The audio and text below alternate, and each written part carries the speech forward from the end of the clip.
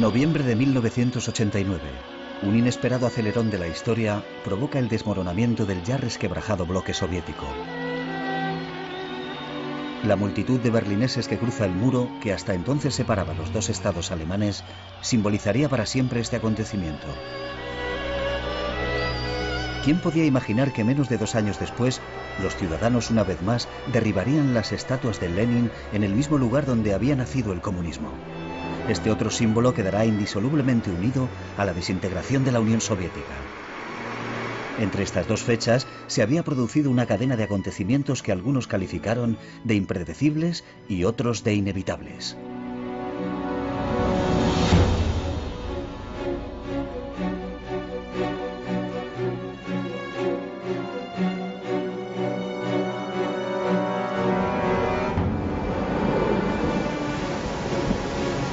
El primero de esta serie de acontecimientos tiene lugar a 4.000 kilómetros de Moscú, en 2 barcos sacudidos por una tormenta en el Mediterráneo frente a la costa de Malta.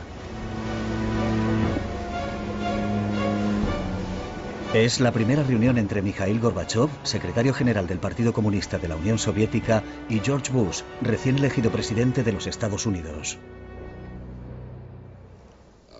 Fue muy divertido porque había una tormenta tremenda y no conseguían que se acercaran los barcos y Bush se mareó y Gorbachev se mareó y todo el mundo estaba mareado.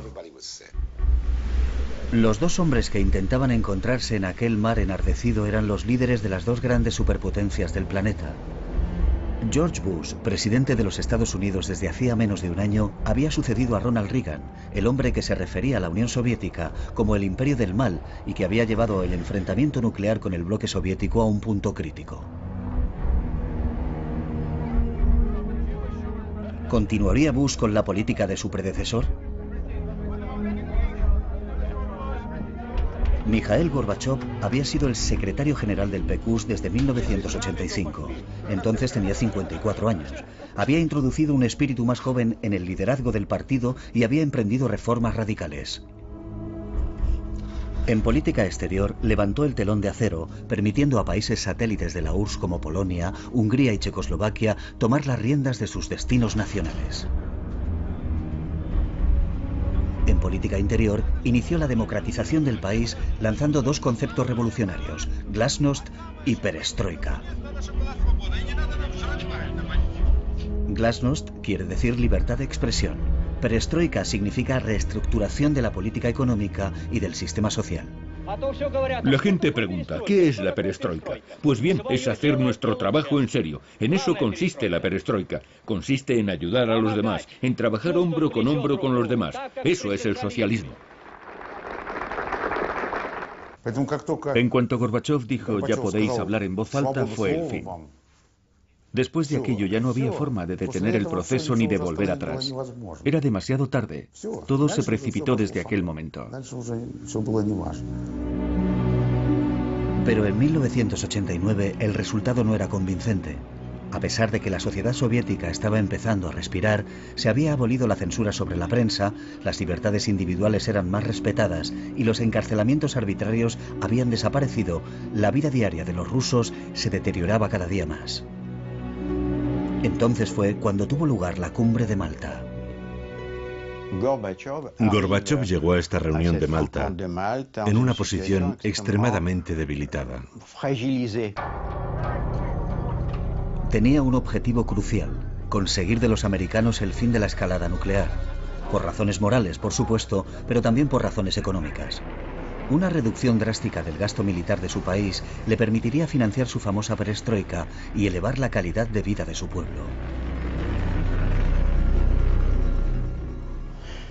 No solo los países europeos, sino el mundo entero se veía afectado por esa guerra fría. Hay que tener en cuenta que la URSS y los Estados Unidos habían gastado decenas de miles de millones de dólares en la carrera armamentística. Imagínese lo que se podría haber hecho con todo ese dinero. Durante el mes anterior a la cumbre, la administración Bush estaba totalmente dividida. Así que el presidente Bush, y aquí es donde yo representé un pequeño papel, llevó a todo su equipo, a todo el mundo, a Camp David, la residencia de vacaciones del presidente, e invitó para que hablaran a todo su equipo a dos personas que representaban dos visiones académicamente opuestas sobre Gorbachov. El profesor Richard Pipes, de Harvard, que no se fiaba de Gorbachov, no creía en Gorbachov, pensaba que todo eso de la perestroika era una trampa. Y Stephen Cohen, de Princeton. Yo en el 89 defendí abiertamente que Gorbachov representaba para los Estados Unidos una oportunidad histórica de terminar con la Guerra Fría. Después de hablar Pipes y de hablar yo, nos hicieron preguntas. Y entonces vi claramente que el presidente ya se había decidido, que iba a terminar la Guerra Fría con Gorbachov en Malta en aquellos barcos. Bush dijo su famosa frase: la URSS ya no es nuestro enemigo. Tenemos que dejar de vernos unos a otros como enemigos. A continuación yo dije lo mismo y nos dimos la mano. Y ese gesto y esas sencillas palabras simbolizaron el fin de la Guerra Fría. Para todos nosotros fue un gran logro. Pero inmediatamente nos vino una pregunta a la cabeza. ¿Cómo debemos actuar en este nuevo escenario? Era difícil saberlo. Fue en este nuevo contexto político cuando Mikhail Gorbachov fue a Vilnius, en Lituania, donde miles de manifestantes exigían la independencia del país. Fue acompañado de su esposa Raisa para evaluar una situación que estaba empezando a ser peligrosa, ya que Lituania era parte integrante de la Unión Soviética. Junto con los otros dos estados bálticos, Letonia y Estonia, Lituania había sido anexionada a la Unión Soviética en 1940. Cuando Mikhail Sergeyevich Gorbachov vino aquí, yo le acompañé a todas partes. A las calles, a las plazas, a reuniones con los intelectuales. Y él siempre hacía la misma pregunta: ¿realmente queréis separaros de la Unión Soviética? Y siempre recibió el mismo rotundo sí. ¿Qué otra respuesta podían darle más que un sí? Era evidente. De vuelta en Moscú, Mikhail Gorbachov transmitió una conclusión diferente del viaje a sus colegas de partido. Cuando Gorbachov volvió de Vilnius, se dirigió al Politburó con entusiasmo. Dijo: todo va bien. Quieren seguir con los rusos y continuar en la Unión Soviética. No hay ningún problema. Sin embargo, 2 meses después, Lituania declaró su independencia unilateralmente. Por primera vez en la historia de la URSS, una de sus repúblicas se independizaba. Era un acontecimiento de gran importancia porque probablemente tendría un efecto contagioso. Mikhail Gorbachov intentaba ganar tiempo, pero tenía que respetar las reglas que había establecido al llegar al poder. Lo que le importaba a Gorbachov, y lo que para mí es la prueba de sus excepcionales cualidades, era mantenerse fiel a unos principios morales, la aversión al uso de la fuerza. Debido a su formación como abogado, consideraba incuestionable la supremacía de la ley. Juro solemnemente servir a los pueblos de nuestra nación, actuar en el estricto cumplimiento de la Constitución. A fin de continuar con sus reformas legalmente, Gorbachov se hizo elegir presidente de la URSS por el Congreso de los Diputados del Pueblo. En la misma línea, abolió el monopolio político del Partido Comunista e introdujo un sistema multipartidista en la Unión Soviética. Todo se debía reformar radicalmente.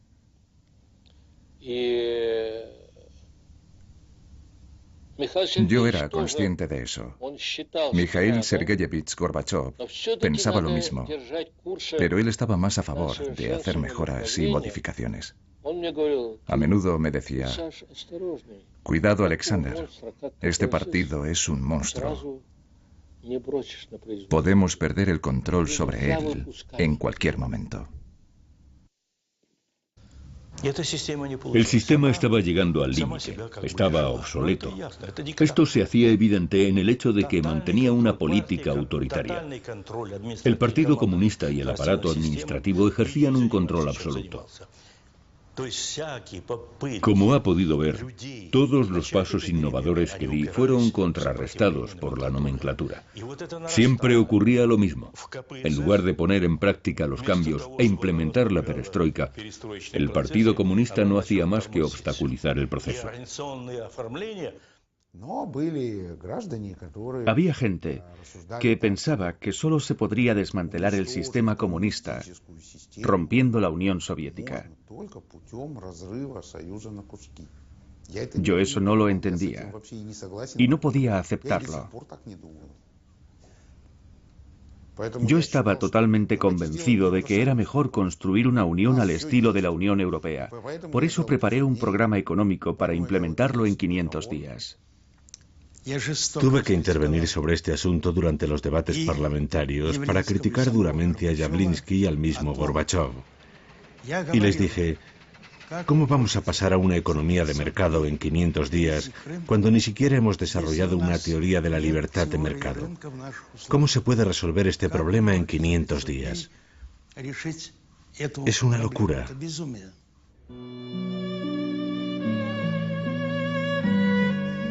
De hecho, el presidente Gorbachov se enfrentaba al eterno dilema.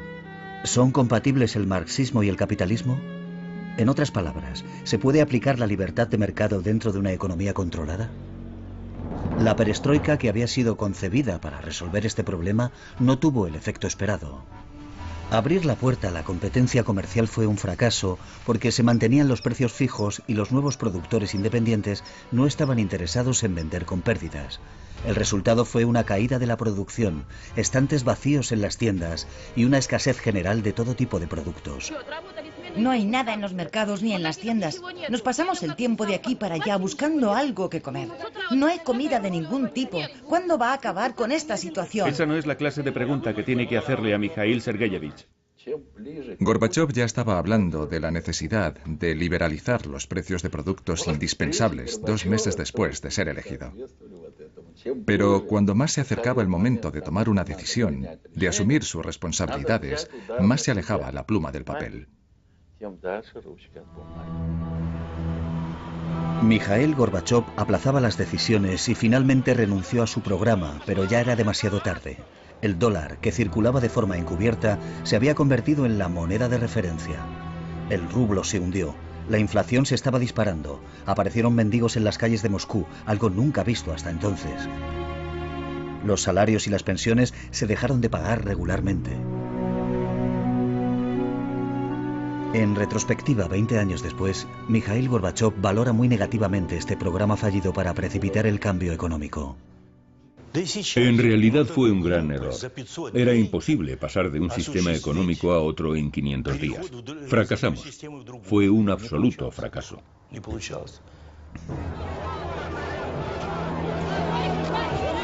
El fracaso fue tan rotundo que el 1 de mayo de 1990, por primera vez en la historia de la Unión Soviética, un líder del país se vio obligado a retirarse de la tribuna oficial de la Plaza Roja por los abucheos de la multitud. Fue entonces cuando un hombre que había permanecido arrinconado durante varios años saltó a primera línea, Boris Yeltsin. Era un alto funcionario, un importante aparachic provincial apreciado por su eficacia y su franqueza, y había sido primer secretario del partido en Moscú antes de ser apartado por Gorbachov por criticar la lentitud con que se estaba poniendo en práctica la perestroika. Tengo que reconocer que el nombramiento de Yeltsin fue un error colectivo del partido. Lo discutimos a fondo. ¿Debíamos aceptarlo entre nosotros o no? Me dijeron, Mikhail Sergeyevich, podemos confiar en él. Debería formar parte de nuestro equipo. No dudará, tomará decisiones. Así que lo aceptamos. ¿Y en qué acabó todo? Bueno, eso ya lo sabe.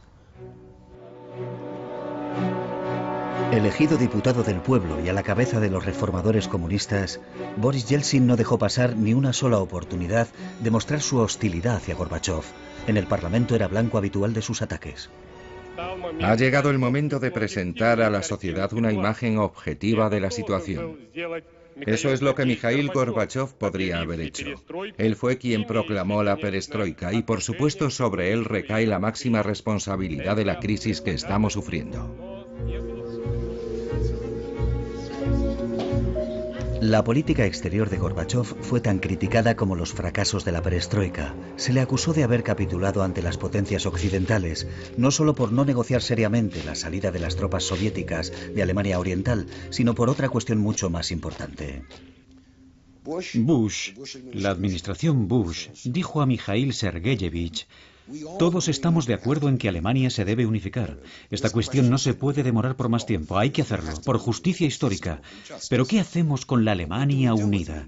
¿Qué hacemos con ella? ¿Dónde la ponemos? Una solución era integrar a Alemania en la OTAN para poder controlarla, pero a Gorbachov no le gustaba la idea. Era una capitulación excesiva, una concesión demasiado grande.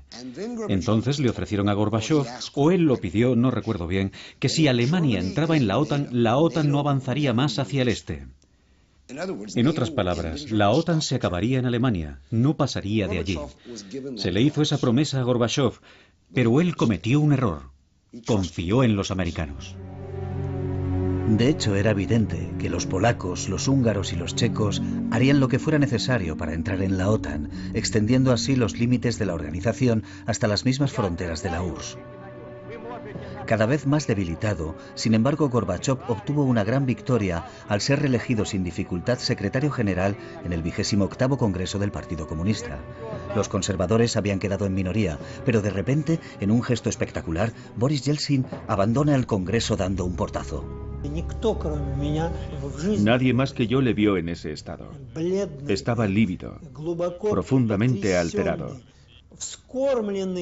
Él que había mamado del pecho de la madre comunista, que había entregado su vida entera al comunismo,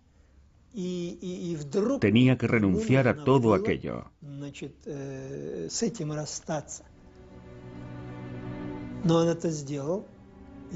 Recuerdo aquel momento en el salón de congresos del Kremlin.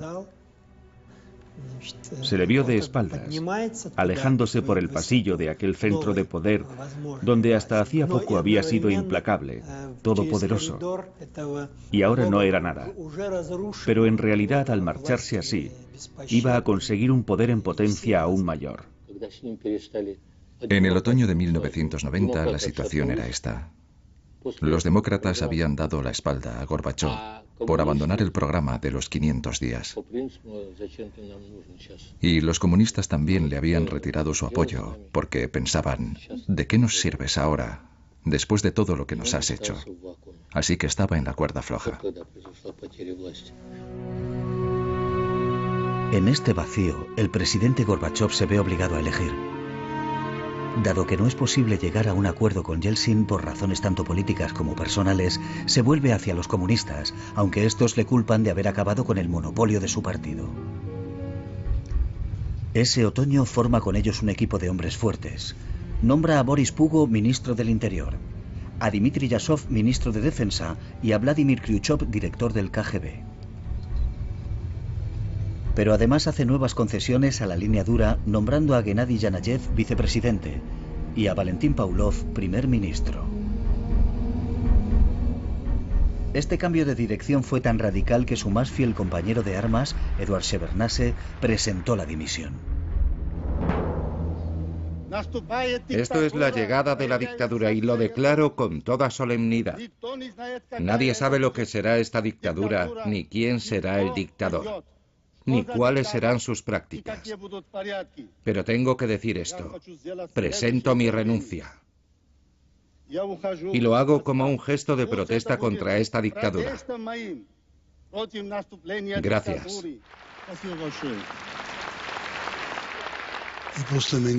Después de mí intervino Gorbachov. Y dijo, no es verdad, no hay ninguna amenaza. Si hubiera una verdadera amenaza, ¿por qué iba a saberlo él, Shevardnadze, y no yo? Pero yo tenía información fiable. ¿Y sabe por qué? Porque en el Ministerio de Asuntos Exteriores, que yo dirigía, entre un 30 y un 40% de los diplomáticos trabajaban para el KGB. Lo sabían todo, y naturalmente también me informaban a mí. Pero Gorbachov No quiso creerme. El endurecimiento del régimen de Moscú provocó que los comunistas conservadores de los estados bálticos pasaran a la ofensiva.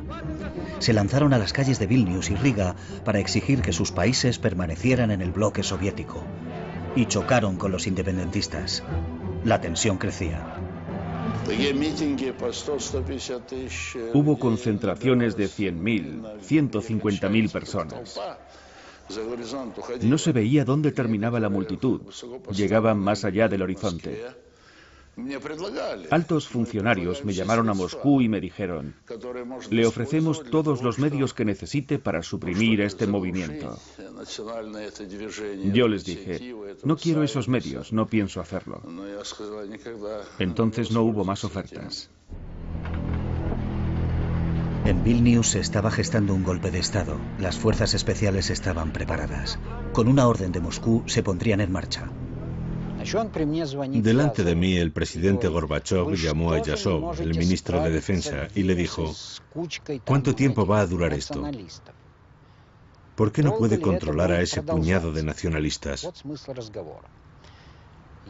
Yasov contestó: Mikhail Sergeyevich, usted es el comandante en jefe.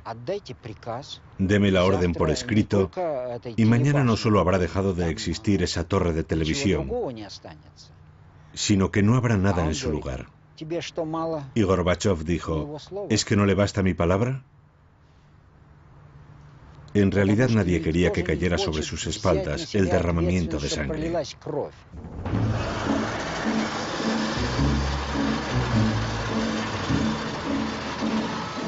Las consecuencias de la indecisión respecto a los más altos niveles del Estado no tardaron en producirse. Las fuerzas de élite alfa tomaron los edificios públicos de Vilnius y atacaron a los nacionalistas que se habían atrincherado en el edificio de la televisión. Hubo 14 muertos y 700 heridos. Hechos similares se produjeron en Riga, donde hubo 4 víctimas mortales. Gorbachov reaccionó de inmediato, algo que no era nada habitual en los líderes soviéticos. Lamento profundamente los trágicos hechos que han tenido lugar recientemente en Lituania y en Riga. Y expreso mis más sinceras condolencias a las familias afectadas por esta tragedia. Las noticias de las muertes de Riga y Vilnius tuvieron un profundo efecto en la URSS y en todo el mundo occidental.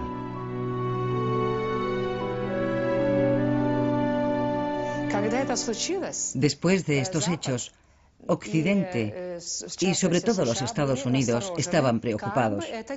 Temían que se desestabilizaran no solo los nuevos países independientes del Este, sino la Unión Soviética misma. Recuerdo los comentarios de George Bush, de Margaret Thatcher y de François Mitterrand. Todos temían que estos acontecimientos obstaculizaran la perestroika de Gorbachov.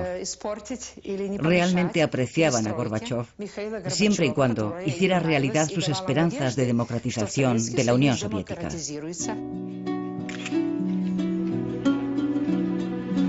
Dando un paso más en el largo camino hacia la democracia y en un intento de retomar las riendas de la situación, el presidente Gorbachov decide organizar un referéndum, el primero y a día de hoy el último en la historia del país.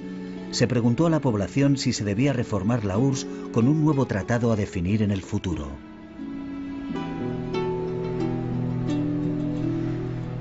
El resultado fue un 76% de síes.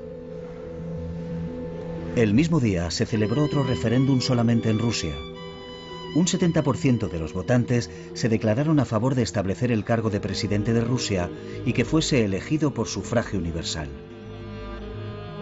El 16 de junio, Boris Yeltsin juró el cargo. Había sido elegido primer presidente de Rusia. Ahora Moscú era la sede de dos poderes enfrentados, el de la Unión Soviética, representado por Gorbachov, y el de Rusia, con Yeltsin a la cabeza, que personificaba las esperanzas del pueblo ruso.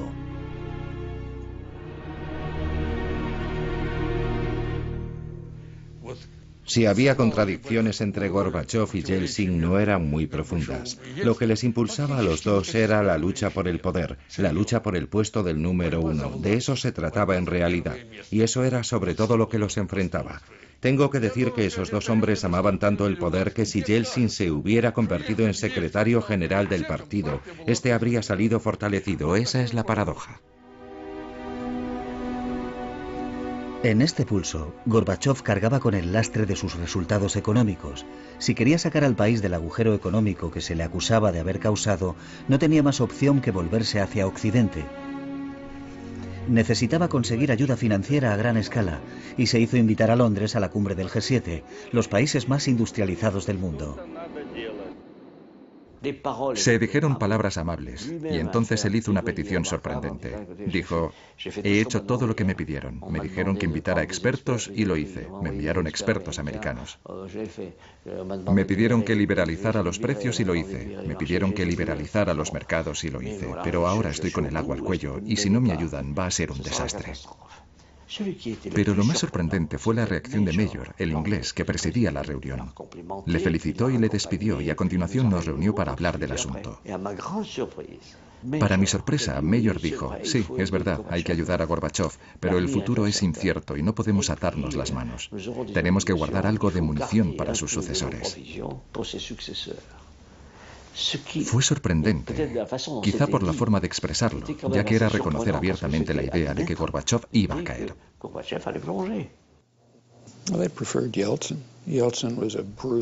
Preferían a Yeltsin.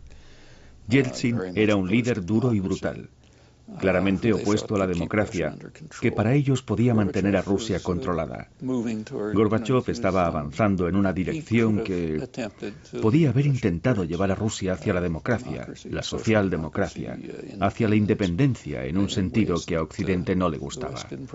Ellos preferían que hubiera un dictador inflexible que hiciera lo que ellos quisieran.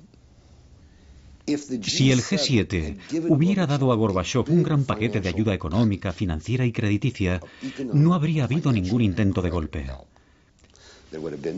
Jamás se habrían atrevido a enfrentarse a Gorbachov si hubieran tenido un paquete de ayuda económica de 20.000 millones de dólares. Jamás se hubieran atrevido. De vuelta de Londres con las manos vacías, Mikhail Gorbachov sabe que su posición política pende de un hilo. Se acercan las vacaciones de verano y circulan rumores de un golpe de Estado. Rumores fundados. Era evidente que se estaba gestando un golpe. Hacía tiempo que un pequeño grupo de hombres, todos cercanos al presidente Gorbachov o miembros de su gobierno, lo estaba preparando. Empezó en diciembre del 90. No nos reuníamos todos. Nos veíamos en pequeños comités. El país se iba encaminando al desastre y había que tomar medidas extraordinarias para detener aquel proceso. Estábamos respaldados por la Constitución de la Unión Soviética y el referéndum de marzo, en el que el pueblo había dado un rotundo no a la destrucción de la Unión Soviética. Los golpistas se oponían rotundamente al nuevo tratado que había preparado Gorbachov y que convertiría a la Unión Soviética en una federación de estados soberanos que disfrutarían de un alto grado de independencia. El proyecto de tratado para crear la nueva Unión estaba listo. Se publicó a finales de julio. Los principales problemas estaban casi resueltos. Incluso se había fijado la fecha en la que se iba a firmar. Sería el 20 de agosto. Los primeros en hacerlo serían Rusia y Bielorrusia. Los golpistas pensaron, este es el momento de actuar. Y así fue como ocurrió.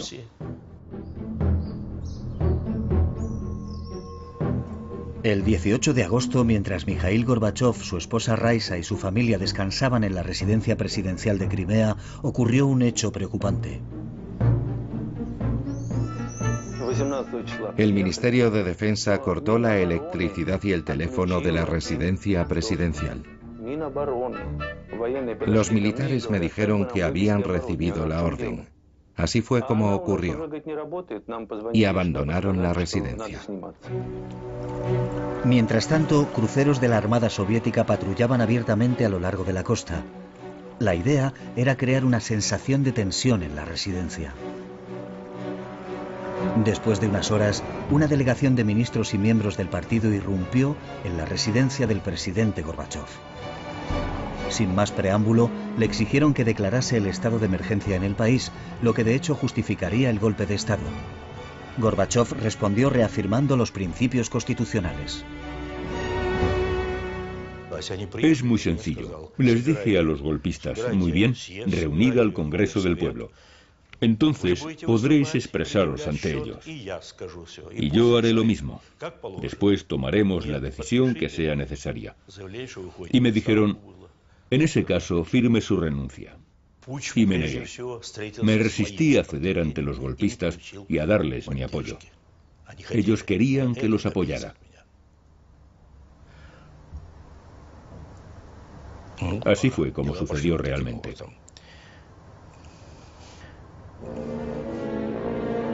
Según uno de los golpistas presentes, el comportamiento de Gorbachov aquel 18 de agosto en foros, cuando el futuro del régimen estaba en juego, fue muy diferente. Sabe, yo estaba allí y sé cómo se comportó Gorbachov. Cogió una hoja de papel y dijo, muy bien, escribiré al presidente del Parlamento y le pediré que reúna al Congreso del Pueblo. Cogió la pluma, una hoja de papel y empezó a titubear y entonces dijo, pensándolo bien, ¿por qué voy a escribirle yo?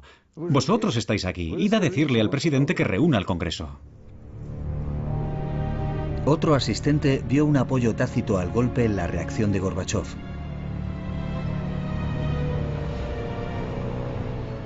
De hecho, nos dio la impresión de que el presidente no podía decirnos abiertamente, adelante, continuad con el golpe, detener a Yeltsin, cogedlo por los pies y tiradlo donde queráis. No, en ningún momento dijo nada parecido, pero los presidentes nunca utilizan ese lenguaje. Los golpistas entran en Moscú sin la autorización oficial del presidente Gorbachov y deciden precipitar el curso de los acontecimientos. Declaración de los líderes soviéticos. Debido a la incapacidad por razones de salud de Mikhail Gorbachov para cumplir sus funciones como presidente de la URSS, en función de la sección 7 del artículo 127 de la Constitución, se declara el estado de emergencia. 500 tanques entran en Moscú. Es Yasov, el ministro de Defensa, quien da la orden. Se sitúan en posiciones estratégicas, frente a los ministerios, la radio, la televisión, y rodean el Parlamento de Rusia, la Casa Blanca. Los golpistas del Kremlin imponen la censura, prohíben las manifestaciones y se establece el toque de queda. También se ponen en contacto con Boris Yeltsin, que rechaza la oferta de unirse a ellos. En la dacha de Boris Yeltsin preparamos una declaración para el pueblo. La redactamos de forma que expresara con toda precisión y claridad que el presidente elegido legítimamente, Gorbachov, había sido desplazado del poder y que los golpistas eran criminales de Estado.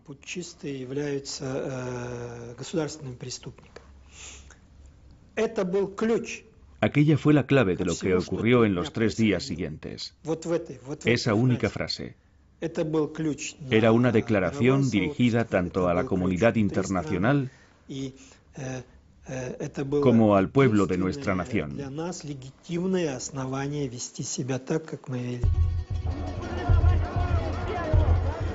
Mientras un número cada vez mayor de moscovitas se dirigía hacia la Casa Blanca, que estaba rodeada por los tanques, Boris Yeltsin decide acudir allí para hablar con las dotaciones de los tanques, la mayoría de ellos soldados de reemplazo.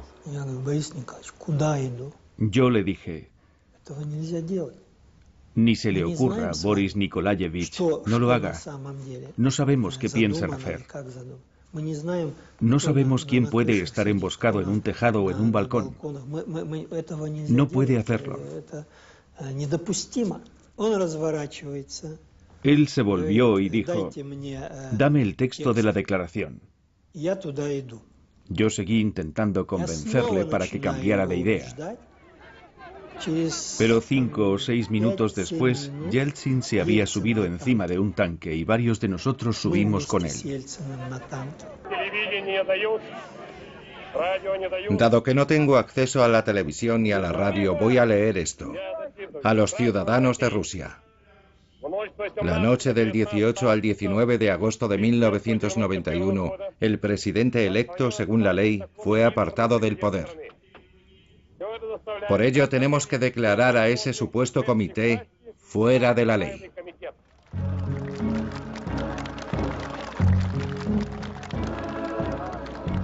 La declaración de Boris Yeltsin tuvo un efecto inmediato en los manifestantes que habían acudido allí en busca de un líder. Los jóvenes soldados que pilotaban los tanques no sabían cómo reaccionar. Todo empezó a ir mal para nosotros cuando Yeltsin y su gente, los Popov, los Sobchak, etc., todos esos traidores nacionalistas, no hay otra palabra para definirlos, llevaron a casi 100.000 personas ante la Casa Blanca. Aquello hundió el barco sin remedio. A las 5 de la tarde los golpistas aparecieron en público por primera vez. Gennady Yanayev ofreció una rueda de prensa, acompañado por 5 hombres, ministros y dignatarios del partido, todos ellos nombrados por Gorbachov. Deseo anunciar que el Comité Administrativo del Estado de Emergencia en la Unión de Repúblicas Socialistas Soviéticas es plenamente consciente de la gravedad de la crisis que atenaza nuestro país.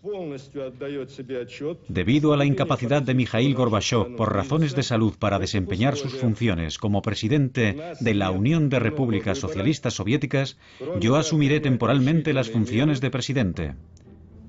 En Crimea, Mikhail Gorbachov y su séquito, que habían seguido el desarrollo de los acontecimientos en la televisión del encargado de la residencia, comprenden cuáles son las intenciones de los golpistas. Raisa estaba conmocionada después de ver la rueda de prensa. Se veía cómo le temblaban las manos a Yanayev. Gorbachov dijo entonces que ahora los golpistas intentarían adaptar la realidad a sus mentiras acerca de su estado de salud, que iban a intentar envenenarle. Desde aquel momento se negó a comer nada que viniera de la cocina de la residencia. Privado del contacto con el mundo exterior, Mikhail Gorbachov, que temía por su vida, grabó una declaración con una videocámara. Hemos recuperado este excepcional documento de unos archivos.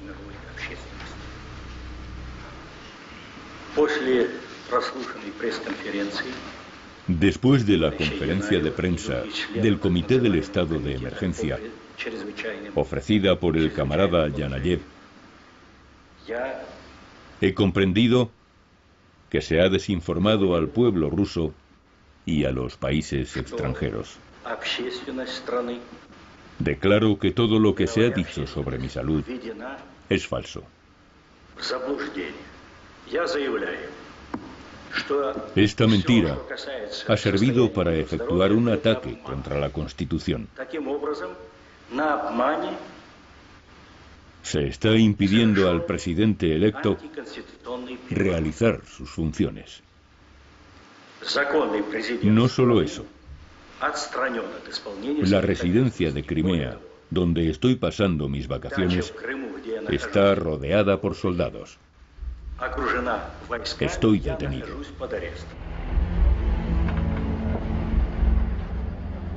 Al día siguiente, Boris Yeltsin, que había pasado la noche en el Parlamento, protegido por un fuerte dispositivo de seguridad, sigue recibiendo apoyos del interior del país y del extranjero. Los moscovitas levantan barreras delante de los tanques, cuyos ocupantes, que no han recibido órdenes, empiezan a mostrar signos de fatiga. Entre los golpistas reina la más absoluta confusión. Uno a uno empiezan a echarse atrás. Ninguno de nosotros, los que formábamos el Comité de Emergencia Estatal, éramos capaces de ordenar que se abriera fuego contra nuestro propio pueblo. No se desencadenó una guerra civil ni hubo derramamiento de sangre, solo un accidente que se produjo durante la noche cuando los tanques empezaron a retirarse. Había una salida, pero estaba bloqueada por varios vehículos, como un camión de limpieza, un camión, un trolebús, y detrás de ellos había algo, probablemente tanques, que intentaban pasar. Entonces vi a un hombre. Y a continuación a varios más, que saltaban al foso y corrían a toda velocidad hacia los tanques. Y detrás de ellos 100, 150, 200 personas. Cuando llegaron al tanque, desataron la lona que llevaba en la parte de atrás y la tiraron por encima del tanque. Los soldados del tanque se dieron cuenta de que algo pasaba. No tenían visibilidad y empezaron a dar marcha atrás. Al retroceder aplastaron a 2 jóvenes. Entonces la gente empezó a gritar.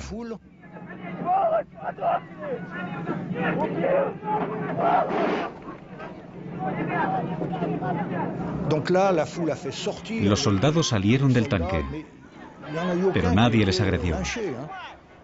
Al contrario, la gente les decía: hermanos, ¿qué ibais a hacer? ¿Qué ibais a hacer? Por primera vez en la Unión Soviética, la gente actuó según su propio criterio, siguiendo su conciencia, en lugar de obedecer órdenes colectivas.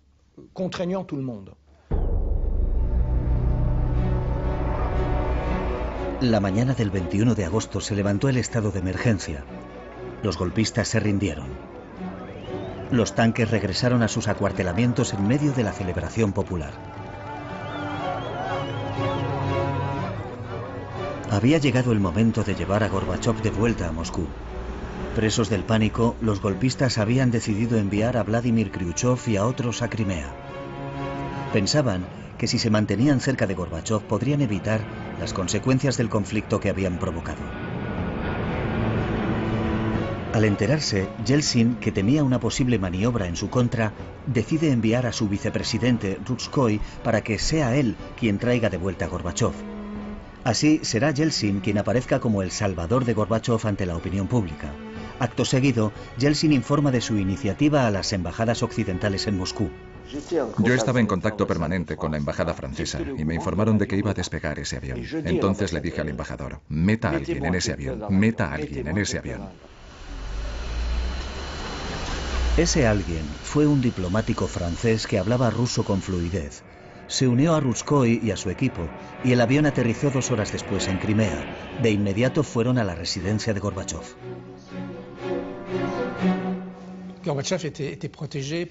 Gorbachov estaba protegido por una pequeña unidad que nos llevó junto a él, su esposa Raisa y su equipo.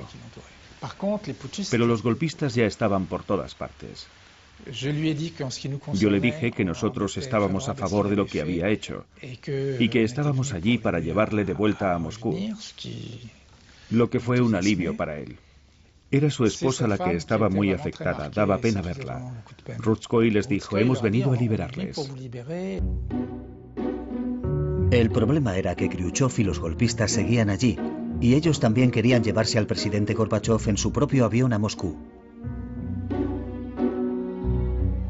Gorbachov nos dijo: gracias amigos, pero ya han venido a buscarme, así que volveré en su avión. Haremos las maletas esta noche y volveremos mañana por la mañana. Pero nosotros, el equipo de Yeltsin, le dijimos: ni hablar, se viene con nosotros ahora mismo. A pesar de sentirse tentado de regresar con los golpistas, Gorbachov accedió a subir al avión que había enviado Yeltsin, aunque era consciente de lo que iba a ocurrir. Gorbachov estaba hundido. Su estado mental no era el de siempre. No sabía qué decir. Todo su cuerpo estaba temblando, y yo sabía por qué. Porque se había dado cuenta de que lo iba a perder todo.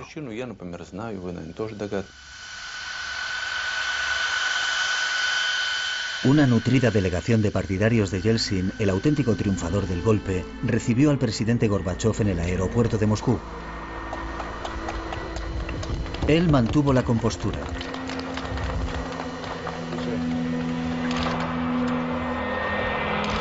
Su esposa Raisa y su nieta estaban claramente conmocionadas. Gorbachov condenó rotundamente el golpe, pero no pudo evitar dar las gracias a su liberador. Estoy profundamente agradecido al pueblo de Rusia y a su presidente, Boris Nikolayevich Yeltsin, por su inquebrantable apoyo ante este movimiento.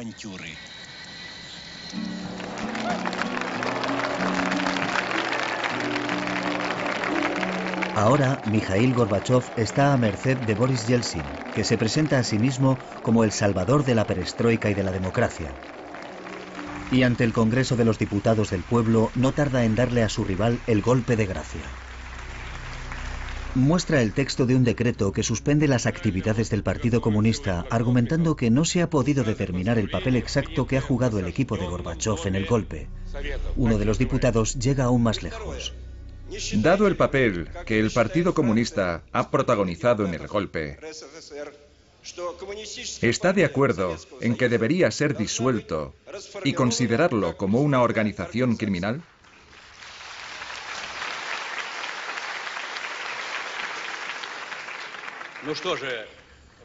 Dado que la pregunta ha sido tan directa, responderé de la misma forma. Cuando propone la disolución del Partido Comunista como una organización criminal, no estoy en absoluto de acuerdo. Prohibir el partido sería simplemente un error por parte del gobierno y del presidente democrático. Llegado a este punto, tiene lugar una escena asombrosa. Boris Yeltsin se acerca al estrado. Quiere que Gorbachev firme el decreto con él. El presidente se resiste. Yeltsin insiste. Gorbachev se niega. Yeltsin vuelve a su asiento y... Camaradas, acabemos con esto de una vez. Voy a firmar el decreto que pone fin a las actividades del Partido Comunista Ruso.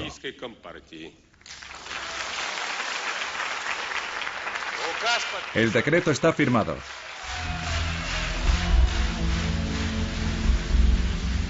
Estas imágenes, que pudieron verse en directo en todas las televisiones de la Unión Soviética, aceleraron la desintegración del imperio.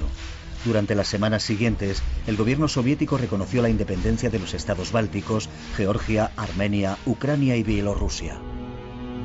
Entonces fue cuando el presidente Gorbachev, que se esforzaba por mantener un vínculo, por débil que fuera, entre Moscú, Ucrania, Bielorrusia y las repúblicas asiáticas, pensó en crear una unión económica. Habíamos estado trabajando en un nuevo tratado de unión económica y Yeltsin estaba en el equipo, incluso lo firmó. Publicamos este proyecto de tratado y se lo enviamos a los presidentes de todas las repúblicas para ser ratificado. Y a mi espalda Yeltsin estaba preparando los acuerdos de Bielorrusia. En efecto, el 8 de diciembre de 1991, en la residencia de caza de Bielorrusia, en mitad de los bosques de Bielorrusia, Boris Yeltsin reunió en secreto a los presidentes de Bielorrusia y Ucrania, Stanislav Shukevich y Leonid Kravchuk. La idea era formar una nueva alianza política y económica con ellos para acabar con el tratado que preparaba Gorbachev y minar aún más su posición como presidente de la URSS. Sin Yeltsin y sin el papel que jugaron Bielorrusia y Ucrania, no se habría producido la desintegración de la URSS, así de sencillo. Se habría producido una recreación del antiguo régimen, manteniendo los mismos viejos principios que todos conocemos. Mikhail Gorbachev lo había perdido todo, y apuró su amargo cáliz hasta el final. El 21 de diciembre en Alma-Ata, en Kazajistán, 11 repúblicas se unieron a la Comunidad de Estados Independientes, la nueva unión económica creada por Yeltsin. Al hacerlo, firmaron la sentencia de muerte de la URSS, que se había convertido en un cascarón vacío. Gorbachev desapareció. Nos hemos pasado media vida preocupándonos por el futuro de la Unión Soviética. Ya es suficiente. Cuando has nacido conejo, jamás te vas a convertir en lobo o en león. ¿Comprendes? Sea cual sea la mentalidad y el intelecto de ese conejo, seguirá siendo un conejo.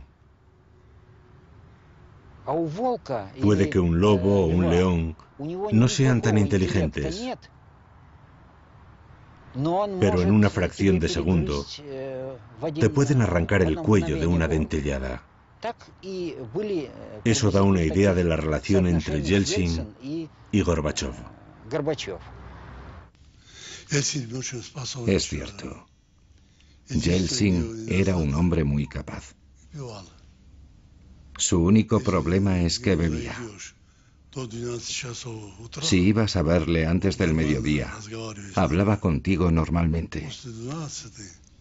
Pero por la tarde ya estaba borracho. Y si el vodka no estaba frío, les gritaba a sus asistentes: ¿por qué no está frío el maldito vodka?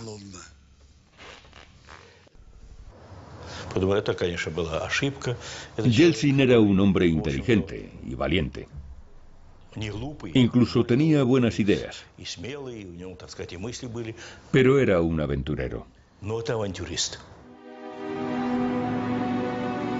En el Kremlin, Gorbachov ya solo presidía las oficinas cada vez más vacías que el aventurero Yeltsin estaba ansioso por ocupar. Gorbachov, el aparachic convertido en demócrata que creía sinceramente en la reforma del comunismo, el hombre que había acabado con el miedo que sustentó el sistema soviético durante más de 70 años, ahora era acusado por su pueblo de cobardía, indecisión y debilidad. Pero entonces, ¿cómo pudo un hombre tan débil iniciar la perestroika? Dígamelo. ¿Cómo pudo iniciar un cambio en el régimen social?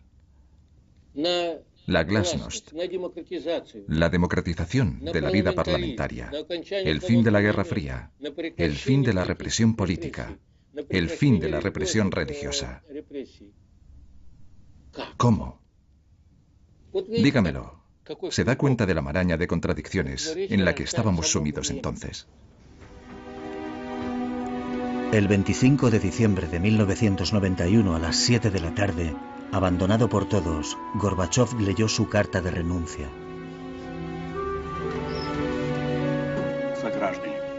Queridos compatriotas y ciudadanos, a la vista de la situación tras la creación de la CEI, por la presente, ceso en mis funciones como presidente de la Unión de Repúblicas Socialistas Soviéticas.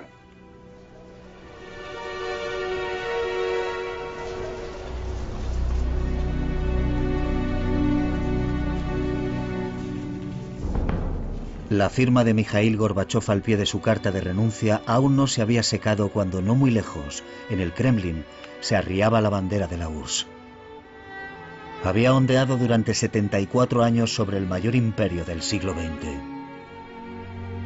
Fue sustituida por la bandera tricolor de Rusia.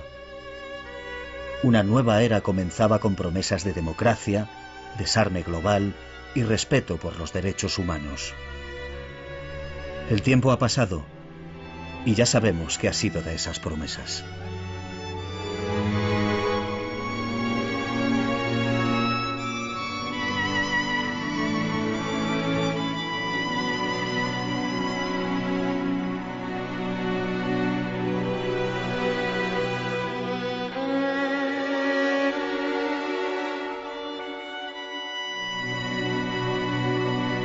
Que temía por su vida, grabó una declaración con una videocámara.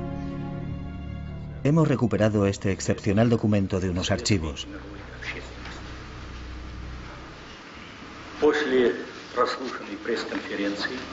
Después de la conferencia de prensa del Comité del Estado de Emergencia, ofrecida por el camarada Yanayev, he comprendido que se ha desinformado al pueblo ruso y a los países extranjeros. Declaro que todo lo que se ha dicho sobre mi salud es falso. Esta mentira ha servido para efectuar un ataque contra la Constitución. Se está impidiendo al presidente electo realizar sus funciones. No solo eso. La residencia de Crimea, donde estoy pasando mis vacaciones, está rodeada por soldados. Estoy detenido.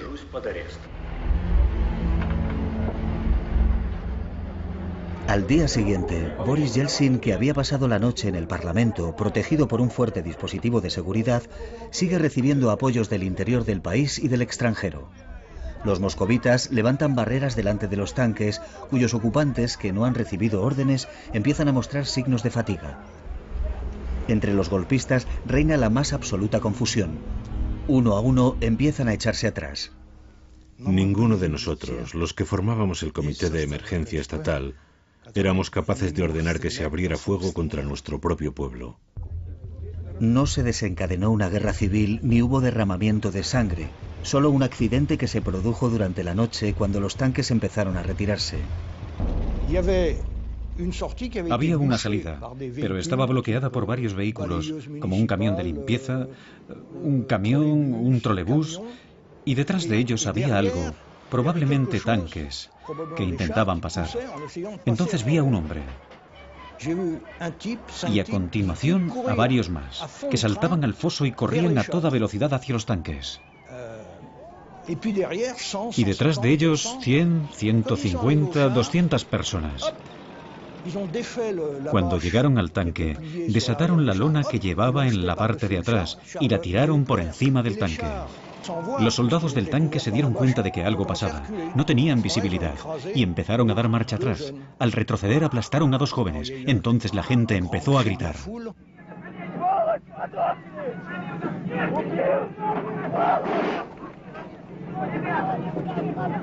Al mes de julio, los principales problemas estaban casi resueltos. Incluso se había fijado la fecha en la que se iba a firmar. Sería el 20 de agosto. Los primeros en hacerlo serían Rusia y Bielorrusia. Los golpistas pensaron, este es el momento de actuar. Y así fue como ocurrió.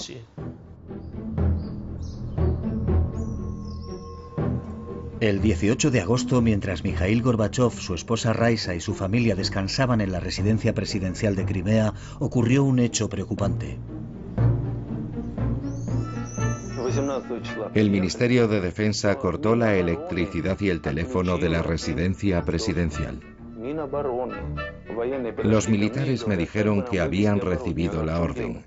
Así fue como ocurrió. Y abandonaron la residencia.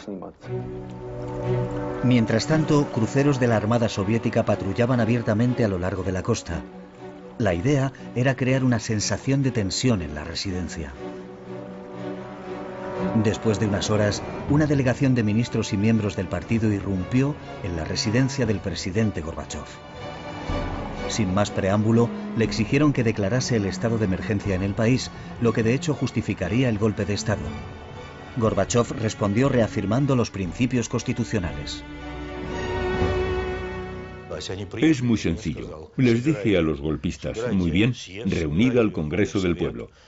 Entonces podréis expresaros ante ellos. Y yo haré lo mismo. Después tomaremos la decisión que sea necesaria. Y me dijeron, en ese caso, firme su renuncia. Y me negué. Me resistí a ceder ante los golpistas y a darles mi apoyo. Ellos querían que los apoyara. Así fue como sucedió realmente.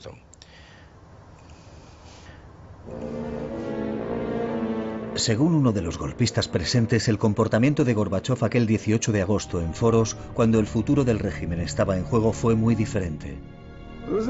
Sabe, yo estaba allí y sé cómo se comportó Gorbachov. Cogió una hoja de papel y dijo, muy bien, escribiré al presidente del Parlamento y le pediré que reúna al Congreso del Pueblo. Cogió la pluma, una hoja de papel y empezó a titubear y entonces dijo, pensándolo bien, ¿por qué voy a escribirle yo? Vosotros estáis aquí, id a decirle al presidente que reúna al Congreso. Otro asistente vio un apoyo tácito al golpe en la reacción de Gorbachov.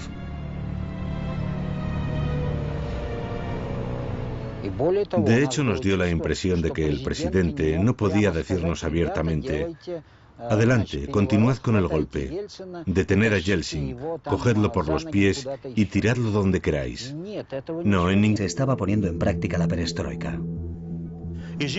Tengo que reconocer que el nombramiento de Yeltsin fue un error colectivo del partido. Lo discutimos a fondo. ¿Debíamos aceptarlo entre nosotros o no? Me dijeron, Mikhail Sergeyevich, podemos confiar en él. Debería formar parte de nuestro equipo. No dudará, tomará decisiones. Así que lo aceptamos. ¿Y en qué acabó todo? Bueno, eso ya lo sabe. Elegido diputado del pueblo y a la cabeza de los reformadores comunistas, Boris Yeltsin no dejó pasar ni una sola oportunidad de mostrar su hostilidad hacia Gorbachov. En el Parlamento era blanco habitual de sus ataques. Ha llegado el momento de presentar a la sociedad una imagen objetiva de la situación. Eso es lo que Mikhail Gorbachov podría haber hecho. Él fue quien proclamó la perestroika y, por supuesto, sobre él recae la máxima responsabilidad de la crisis que estamos sufriendo. La política exterior de Gorbachov fue tan criticada como los fracasos de la perestroika. Se le acusó de haber capitulado ante las potencias occidentales, no solo por no negociar seriamente la salida de las tropas soviéticas de Alemania Oriental, sino por otra cuestión mucho más importante. La administración Bush, dijo a Mikhail Sergeyevich: todos estamos de acuerdo en que Alemania se debe unificar.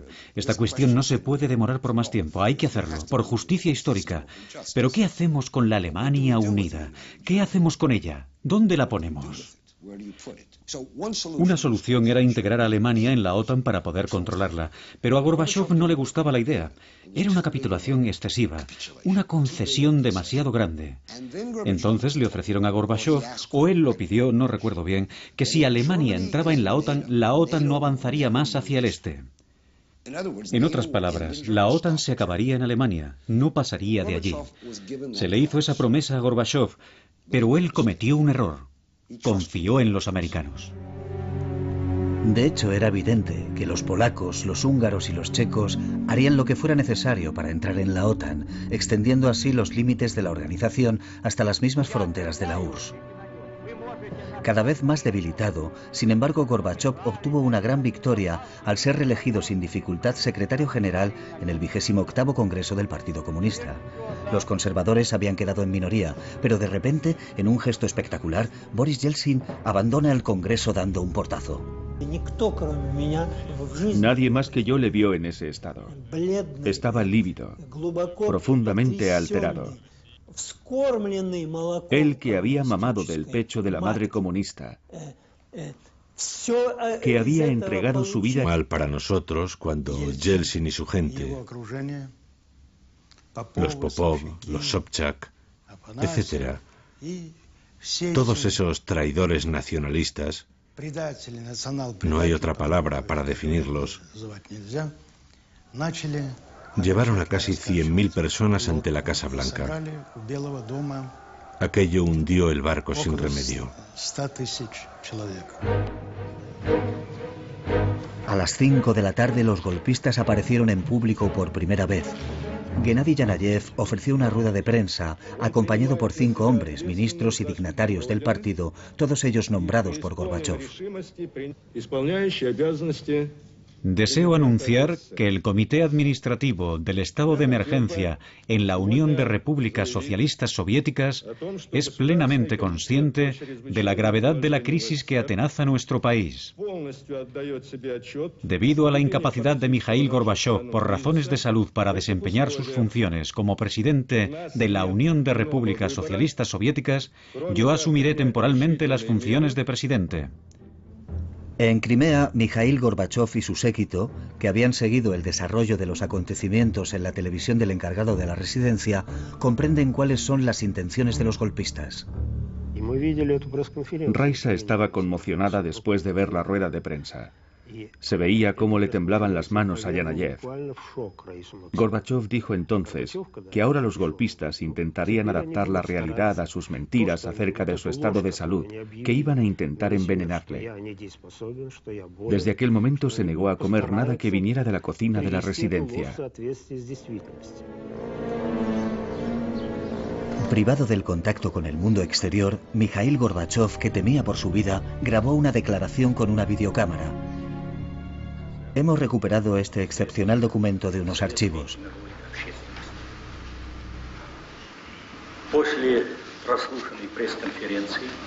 Después de la conferencia de prensa del Comité del Estado de Emergencia, ofrecida por el camarada Yanayev, he comprendido que se ha desinformado al pueblo ruso y a los países extranjeros. Declaro que todo lo que se ha dicho sobre mi salud es falso. Esta mentira ha servido para efectuar un ataque contra la Constitución. Se está impidiendo al presidente electo realizar sus funciones. No solo eso. La residencia de Crimea. Esta dictadura. Gracias.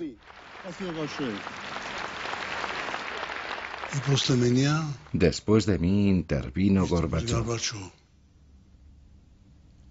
y dijo, no es verdad, no hay ninguna amenaza. Si hubiera una verdadera amenaza, ¿por qué iba a saberlo él, Shevardnadze, y no yo? Pero yo tenía información fiable. ¿Y sabe por qué? Porque en el Ministerio de Asuntos Exteriores, que yo dirigía, entre un 30 y un 40% de los diplomáticos trabajaban para el KGB. Lo sabían todo, y naturalmente también me informaban a mí. Pero Gorbachov no quiso creerme. El endurecimiento del régimen de Moscú provocó que los comunistas conservadores de los estados bálticos pasaran a la ofensiva. Se lanzaron a las calles de Vilnius y Riga para exigir que sus países permanecieran en el bloque soviético. Y chocaron con los independentistas. La tensión crecía. Hubo concentraciones de 100.000, 150.000 personas. No se veía dónde terminaba la multitud. Llegaban más allá del horizonte. Altos funcionarios me llamaron a Moscú y me dijeron, le ofrecemos todos los medios que necesite para suprimir este movimiento. Yo les dije, no quiero esos medios, no pienso hacerlo.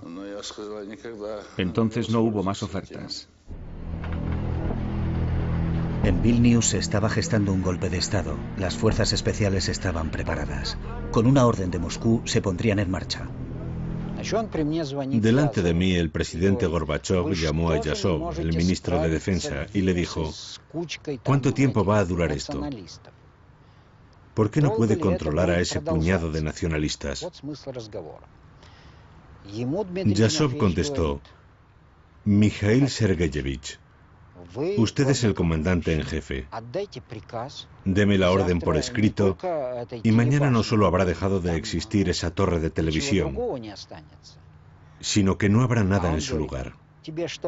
Y Gorbachov dijo, ¿es que no le basta mi palabra? En realidad nadie quería que cayera sobre sus espaldas el derramamiento de sangre.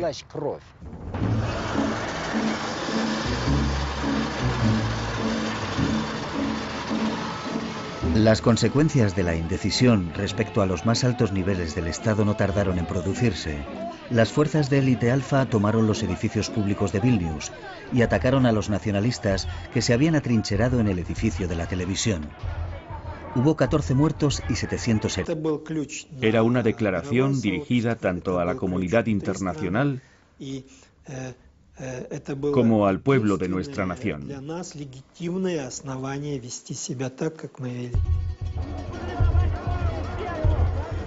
Mientras un número cada vez mayor de moscovitas se dirigía hacia la Casa Blanca, que estaba rodeada por los tanques, Boris Yeltsin decide acudir allí para hablar con las dotaciones de los tanques, la mayoría de ellos soldados de reemplazo. Yo le dije, ni se le ocurra, Boris Nikolayevich, no lo haga. No sabemos qué piensan hacer. No sabemos quién puede estar emboscado en un tejado o en un balcón. No puede hacerlo. Él se volvió y dijo, dame el texto de la declaración. Yo seguí intentando convencerle para que cambiara de idea. Pero 5 o 6 minutos después, Yeltsin se había subido encima de un tanque y varios de nosotros subimos con él. Dado que no tengo acceso a la televisión ni a la radio, voy a leer esto. A los ciudadanos de Rusia. La noche del 18 al 19 de agosto de 1991, el presidente electo, según la ley, fue apartado del poder. Por ello tenemos que declarar a ese supuesto comité fuera de la ley.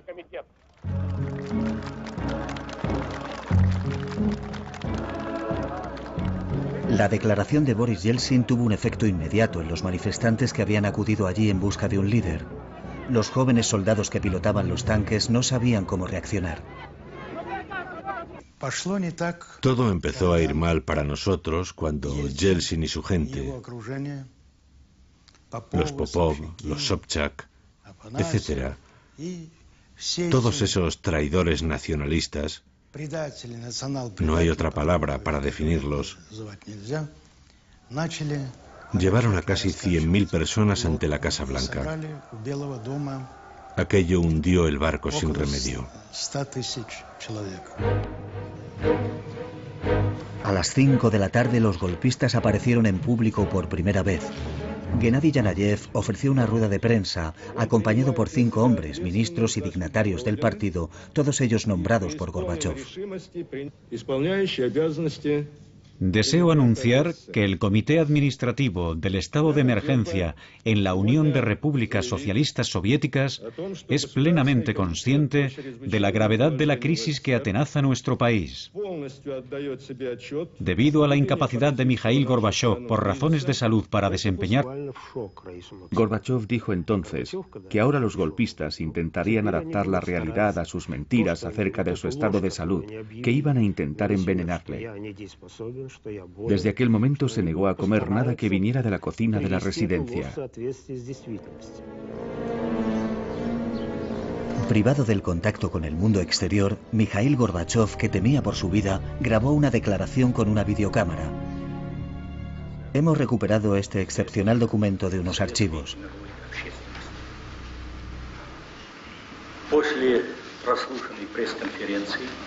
Después de la conferencia de prensa del Comité del Estado de Emergencia, ofrecida por el camarada Yanayev,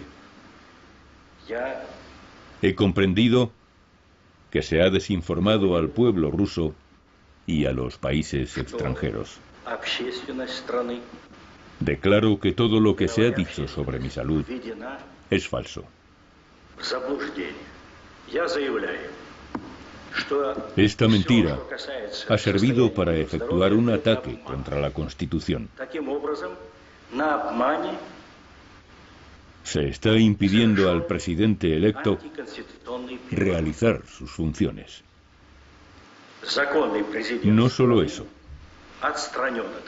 La residencia de Crimea, donde estoy pasando mis vacaciones, está rodeada por soldados. Estoy detenido.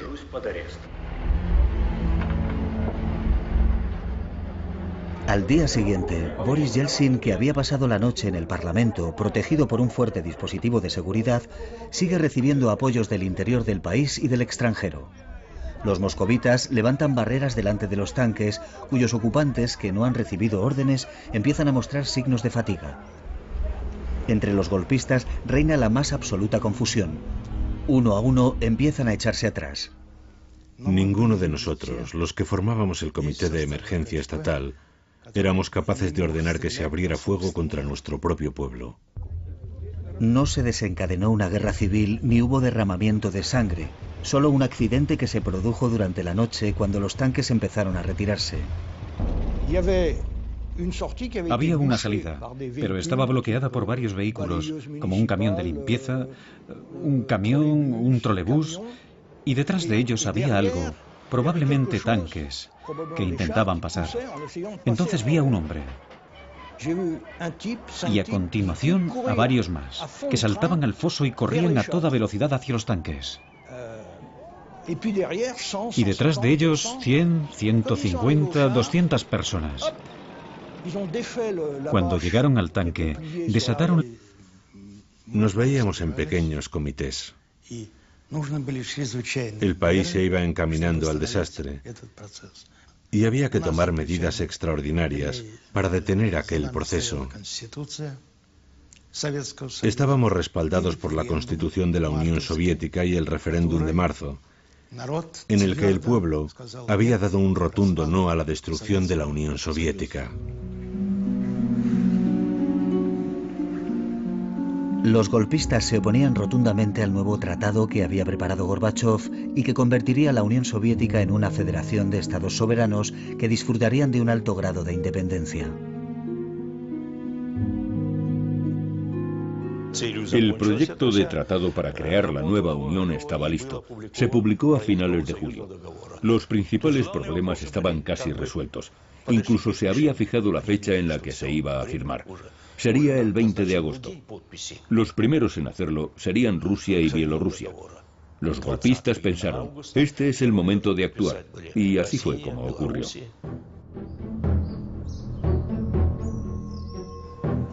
El 18 de agosto, mientras Mikhail Gorbachov, su esposa Raisa y su familia descansaban en la residencia presidencial de Crimea, ocurrió un hecho preocupante. El Ministerio de Defensa cortó la electricidad y el teléfono de la residencia presidencial. Los militares me dijeron que habían recibido la orden. Así fue como ocurrió. Y abandonaron la residencia. Mientras tanto, cruceros de la Armada Soviética patrullaban abiertamente a lo largo de la costa. La idea era crear una sensación de tensión en la residencia. Después de unas horas, una delegación de ministros y miembros del partido irrumpió en la residencia del presidente Gorbachov. Sin más preámbulo, le exigieron que declarase el estado de emergencia en el país, lo que de hecho justificaría el golpe de Estado. Gorbachov respondió reafirmando los principios constitucionales. Es muy sencillo. Les dije a los golpistas, muy bien, reunid al Congreso del Pueblo. Entonces podréis expresaros ante ellos. Y yo haré lo mismo. Después tomaremos la decisión que sea necesaria. Y me dijeron, en ese caso, firme su renuncia. Y me negué. Me resistí a ceder ante los golpistas y a darles mi apoyo. Ellos querían que los apoyara. Así fue como sucedió realmente.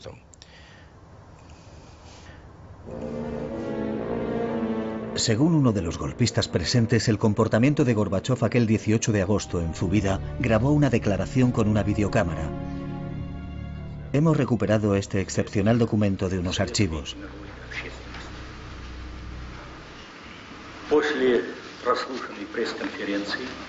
Después de la conferencia de prensa del Comité del Estado de Emergencia, ofrecida por el camarada Yanayev,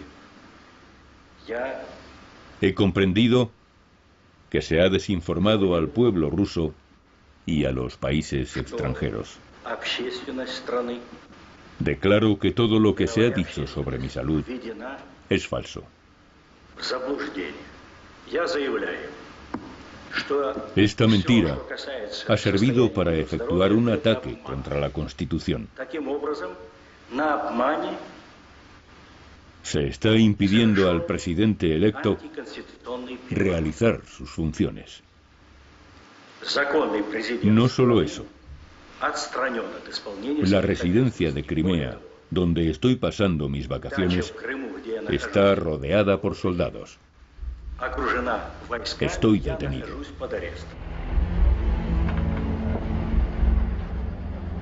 Al día siguiente, Boris Yeltsin, que había pasado la noche en el Parlamento, protegido por un fuerte dispositivo de seguridad, sigue recibiendo apoyos del interior del país y del extranjero. Los moscovitas levantan barreras delante de los tanques, cuyos ocupantes, que no han recibido órdenes, empiezan a mostrar signos de fatiga. Entre los golpistas reina la más absoluta confusión. Uno a uno empiezan a echarse atrás.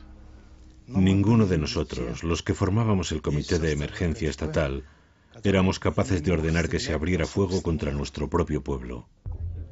No se desencadenó una guerra civil ni hubo derramamiento de sangre, solo un accidente que se produjo durante la noche cuando los tanques empezaron a retirarse.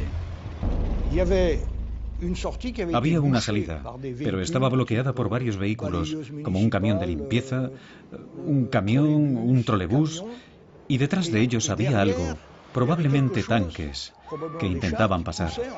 Entonces vi a un hombre. Y a continuación a varios más, que saltaban al foso y corrían a toda velocidad hacia los tanques. Y detrás de ellos 100, 150, 200 personas. Cuando llegaron al tanque, desataron la lona que llevaba en la parte de atrás y la tiraron por encima del tanque. Los soldados del tanque se dieron cuenta de que algo pasaba. No tenían visibilidad y empezaron a dar marcha atrás. Al retroceder aplastaron a 2 jóvenes. Entonces la gente empezó a gritar.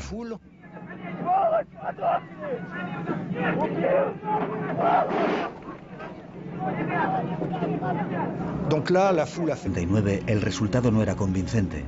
A pesar de que la sociedad soviética estaba empezando a respirar, se había abolido la censura sobre la prensa, las libertades individuales eran más respetadas y los encarcelamientos arbitrarios habían desaparecido, la vida diaria de los rusos se deterioraba cada día más. Entonces fue cuando tuvo lugar la cumbre de Malta. Gorbachov llegó a esta reunión de Malta en una posición extremadamente debilitada. Tenía un objetivo crucial: conseguir de los americanos el fin de la escalada nuclear. Por razones morales, por supuesto, pero también por razones económicas. Una reducción drástica del gasto militar de su país le permitiría financiar su famosa perestroika y elevar la calidad de vida de su pueblo. No solo los países europeos, sino el mundo entero se veía afectado por esa guerra fría. Hay que tener en cuenta que la URSS y los Estados Unidos habían gastado decenas de miles de millones de dólares en la carrera armamentística. Imagínese lo que se podría haber hecho con todo ese dinero. Durante el mes anterior a la cumbre, la administración Bush estaba totalmente dividida. Así que el presidente Bush, y aquí es donde yo representé un pequeño papel, llevó a todo su equipo, a todo el mundo, a Camp David, la residencia de vacaciones del presidente, e invitó para que hablaran a todo su equipo, a 2 personas que representaban 2 visiones académicamente opuestas sobre Gorbachov. El profesor Richard Pipes, de Harvard, que no se fiaba de Gorbachov, no creía en Gorbachov, pensaba que todo eso de la perestroika era una trampa. Y Stephen Cohen, de Princeton. Yo en el 89 defendí abiertamente que Gorbachov representaba para los Estados Unidos una oportunidad histórica de terminar con la Guerra Fría. Después de hablar Pipes y de hablar yo, nos hicieron preguntas, y entonces vi claramente que el presidente ya se había decidido, que iba a terminar la Guerra Fría con Gorbachov en Malta en aquellos barcos. Bush dijo su famosa frase: la URSS ya no es nuestro enemigo. Tenemos que dejar de vernos unos a otros como enemigos. A continuación yo dije lo mismo y nos dimos la mano. Y ese gesto y esas sencillas palabras simbolizaron el fin de la Guerra Fría. Para todos nosotros fue un gran logro. Pero inmediatamente nos vino una pregunta a la cabeza. ¿Cómo debemos actuar en este nuevo escenario? Era difícil saberlo. Fue en este nuevo contexto político cuando Mikhail Gorbachov fue a Vilnius, en Lituania. En juego fue muy diferente. Sabe, yo estaba allí y sé cómo se comportó Gorbachov. Cogió una hoja de papel y dijo: muy bien, escribiré al presidente del Parlamento y le pediré que reúna al Congreso del Pueblo. Cogió la pluma, una hoja de papel y empezó a titubear, y entonces dijo: pensándolo bien, ¿por qué voy a escribirle yo?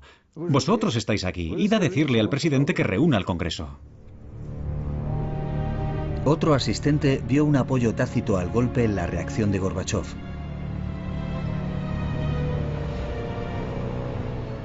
De hecho, nos dio la impresión de que el presidente no podía decirnos abiertamente: adelante, continuad con el golpe, detener a Yeltsin, cogedlo por los pies y tiradlo donde queráis. No, en ningún momento dijo nada parecido, pero los presidentes nunca utilizan ese lenguaje. Los golpistas entran en Moscú sin la autorización oficial del presidente Gorbachov y deciden precipitar el curso de los acontecimientos. Declaración de los líderes soviéticos. Debido a la incapacidad por razones de salud de Mikhail Gorbachov para cumplir sus funciones como presidente de la URSS, en función de la sección 7 del artículo 127 de la Constitución, se declara el estado de emergencia.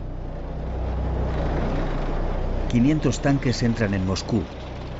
Es Yasov, el ministro de Defensa, quien da la orden. Se sitúan en posiciones estratégicas, frente a los ministerios, la radio, la televisión, y rodean el Parlamento de Rusia, la Casa Blanca. Los golpistas del Kremlin imponen la censura, prohíben las manifestaciones y se establece el toque de queda. También se ponen en contacto con Boris Yeltsin, que rechaza la oferta de unirse a ellos. En la dacha de Boris Yeltsin preparamos una declaración para el pueblo. La redactamos de forma que expresara con toda precisión y claridad que el presidente elegido legítimamente, Gorbachov, había sido desplazado del poder y que los golpistas eran criminales de Estado.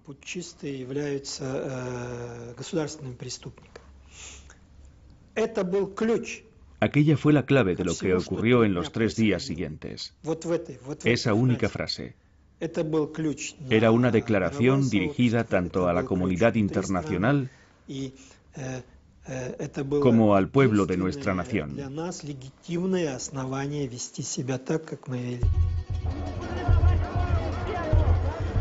Mientras un número cada vez mayor de moscovitas se dirigía hacia la Casa Blanca, que estaba rodeada por los tanques, Boris Yeltsin decide acudir allí para hablar con las dotaciones de los tanques, la mayoría de ellos soldados de reemplazo. Cuando más se acercaba el momento de tomar una decisión, de asumir sus responsabilidades, más se alejaba la pluma del papel.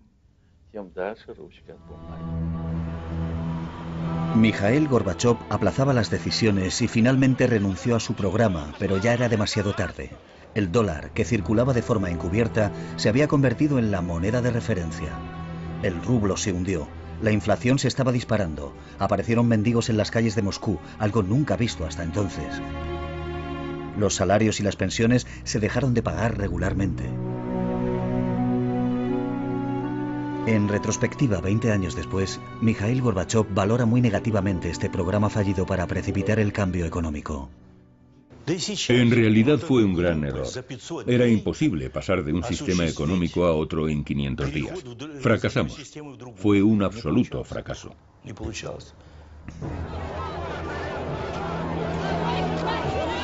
El fracaso fue tan rotundo que el 1 de mayo de 1990, por primera vez en la historia de la Unión Soviética, un líder del país se vio obligado a retirarse de la tribuna oficial de la Plaza Roja por los abucheos de la multitud. Fue entonces cuando un hombre que había permanecido arrinconado durante varios años saltó a primera línea, Boris Yeltsin. Era un alto funcionario, un importante apparatchik provincial apreciado por su eficacia y su franqueza, y había sido primer secretario del partido en Moscú antes de ser apartado por Gorbachov por criticar la lentitud con que se estaba poniendo en práctica la perestroika. Tengo que reconocer que el nombramiento de Yeltsin fue un error colectivo del partido. Lo discutimos a fondo. ¿Debíamos aceptarlo entre nosotros o no? Me dijeron, Mikhail Sergeyevich, podemos confiar en él. Debería formar parte de nuestro equipo. No dudará, tomará decisiones. Así que lo aceptamos. ¿Y en qué acabó todo? Bueno, eso ya lo sabe. Elegido diputado del pueblo y a la cabeza de los reformadores comunistas, Boris Yeltsin no dejó pasar ni una sola oportunidad de mostrar su hostilidad hacia Gorbachov. En el Parlamento era blanco habitual de sus ataques. Ha llegado el momento de presentar a la sociedad una imagen objetiva de la situación. Eso es lo que Mikhail Gorbachov podría haber hecho. Él fue quien proclamó la perestroika y por supuesto sobre él recae la máxima responsabilidad de la crisis que estamos sufriendo. La política exterior de Gorbachov fue tan criticada como los fracasos de la perestroika. Se le acusó de haber capitulado ante las potencias occidentales, no solo por no negociar seriamente la salida de las tropas soviéticas de Alemania Oriental, sino por otra cuestión mucho más importante. Bush